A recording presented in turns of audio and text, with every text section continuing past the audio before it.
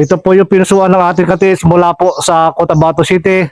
Ito po yung tripod antenna. Itinatanong pa rin ng ating katiis kung ano daw po yung tamang pagtapat. Paano natin mararamdaman yung tamang pag-ikot, yung malubay na pag-ikot, at kapag magpapaikot na tayo, doon po sa ating target kung tatapatan na po natin. So yan po ay aking ibabahagi sa lahat po ng ating mga kababayan.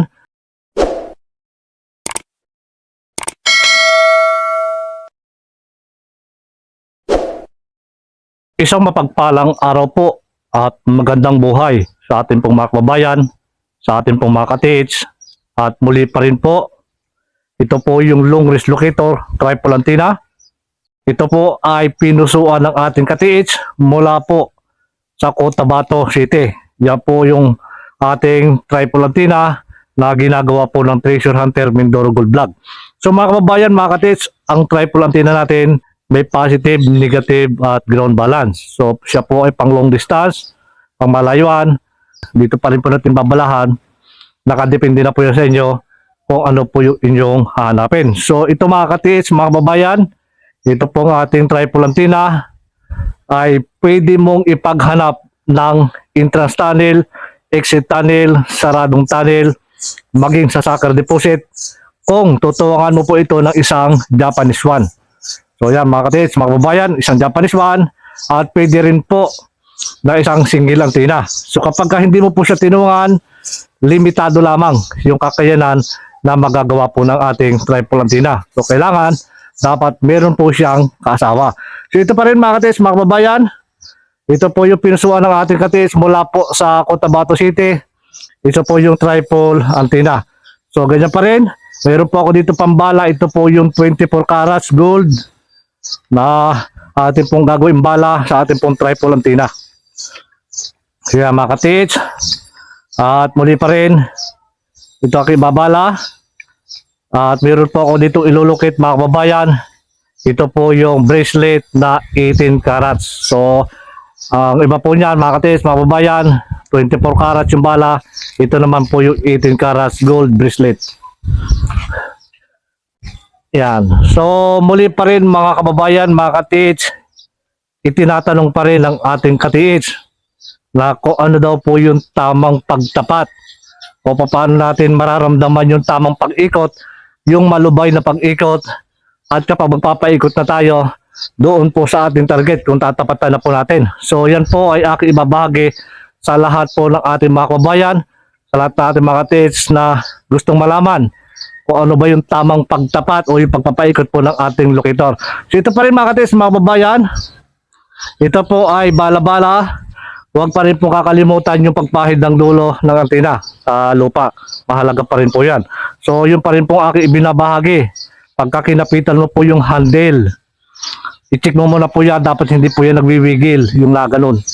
Kailangan matining po yung pagkakaikot niya, walang biyada. At kapag hinawakan mo na po yung gitna ang palad, yan po yung aking ibinabahagi. Gitna ang palad, pag pinisil mo yan mga katiits, mga kababayan, ay dapat isa sa puso mo na. Dadamahin mo po yung paghawak mo sa atin pong locator. Ganun na rin mga katiits, mga kababayan, pag itinaas mo po yan, so kailangan tamang taas po yan, yung pamantayan natin mga katiits.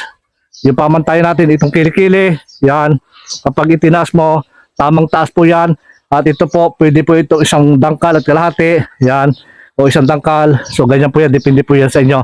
So ganyan yan mga katiits, pag itinaas mo, pundo, nakatungo na po yun ng konti, at pakikiramdaman mo po yung paghila ng aura ng gold kung saan po siya babaling, lalo na kapag ikaw ay bago doon sa area. Pag itinaas mo, pundo, doon, pakikiramdaman mo na yan yung kung saan po hihilain ng aura ng gold. At kung ikaw naman ay nakaharap sa north, pumunta ka naman ng north at humarap ka naman sa south, itataas mo rin para pag-confirm kung saan po talaga hinihila ng aura ng gold. So ganyan mga katiits, at sanayin nyo pa rin yung sarili ninyo na pag ginamit po natin ang locator, yung kaisipan po natin, dapat hindi na po yung naglalayag. Pag gumamit po tayo ng locator, focus lamang tayo, isa puso natin, isa buhay natin, damahin natin, at kung paano po yung pinapagalaw. Bagamat yan po ay paulit-ulit yung ibinabahagi. So yan po yung nagtatanong sa atin. At muli ko pa rin po ulitin yung video na ito naman po ay makakatulong kung inyong tatanggapin. So mga kababayan, mga ka-teach, hindi po ako magsasawa na may magtanong man, sasagutin ko, tutulungan ko kayo sa abot po ng aking mga kaya, lalo na po pagkatungkol sa locator o ano pa bang mga katanungan nyo. So ganun pa rin mga ka-teach, mga kababayan, kung paano ko po ginagawa, sikapin nyo lamang na pag-aralan lagi, focus yung ating kaisipan, at wala naman po agad nagsimulang marunong, lahat po yung pinag-aaralan. Pag pinag-aaralan mo po yan at natuto ka, yan po ipinagkaloob na sa iyo yung makapagpagalo ka ng locator. So ganito pa rin mga ka-teach, mga kababayan, diyan pa rin po yan. Yan, doon pa rin po siya nagtuturo. So ganyan po yan. Yan. So mga ka-teach, mga kababayan, pagka itinaas mo po yan, dapat nakakurb ka ng konti. Yan, ganyan. Sanayin po sarili mo. Ganyan po, tamang taas lagi. At tungo ng konti. Taas, pundo. Yan, nakaganyan po yan. Pag tinaas po natin, pundo. Pupundahan po natin sa taas yan. At kailangan sasarayin nyo rin sarili nyo mga ka-teach na pag bago kayo, ang locator po natin na ganyan. Pag itinaas po, hindi po magkaintindihan dahil wala po yan sa balanse. Kailangan, pag itinaas po yan, sarayin mo po na ganyan. Yung paghawak, yung pagtaas mo, kahit magtagal siya, kung pipigilan mo muna yung paggalaw niya, kailangan mapagpa-steady ka ng ganyan. Hindi po na ganun o kaliwat kanan. So, kailangan ganyan po yan. Sanayin mo po yung sarili mo. Sa pagtaas, kailangan balanse lagi. So, ganito pa rin mga ka-teach. Yan, pag itinaas po yan, yan. Doon po yan sa ating target. Yan. Yan, doon pa rin. Ito po yung long range locator triple antenna na kapag nasimula na po siya mag-locate, mabilis na po yung kanyang paggalaw. Yan, doon pa rin. At ito pa rin. Yan. Yan pa rin po yan. Yan, ito po yung long range locator triple antenna na siya po ay pang-locate. So, wala naman po ibang ituturo yan, kundi yun po ating gold o aura na kahit po yan ay nakabaon na sa lupa o malalim man yung pagkakabaon niya. So ganyan pa rin niya mga ka-teach. Kung papanurin niyo po yan, napakasimple lang na paggalawin o hawakan po natin yung locator. Pero pagka finish na po natin, mahirap na po yan. Pero dapat pag-aaralan niyo po yan. Kung ano po yung laro ng isang locator, isa puso niyo lang at dapat po may maganda kayong kalooban. So ganyan niya mga ka-teach, mga kababayan. Mula pa rin po sa baba, taas, pundo. Kaya ganyan po yung pagkagalaw natin. Usa po yung hinihila ng aura ng gold. Ito pong ating triple antenna. So mga kababayan, ito pong triple antenna. Pag tinapatan natin yung ating target, aura man yan. So iikot po yung ating triple antenna. So ganito po yan mga ka-teach, mga kababayan. Kung ikaw ay bago, so hindi ka man magaling sa pagpapaikot ng ating locator, pero pag may katuwang po ito, ang ating locator, so mag-asawa po siya, pag tinapatan mo po, hindi ka man magaling magpaikot, so magkukrus siya. Yun yung palatandaan mo, nasa tamang tinatapatan mo yung aura ng gold, nasa loob ka ng detection.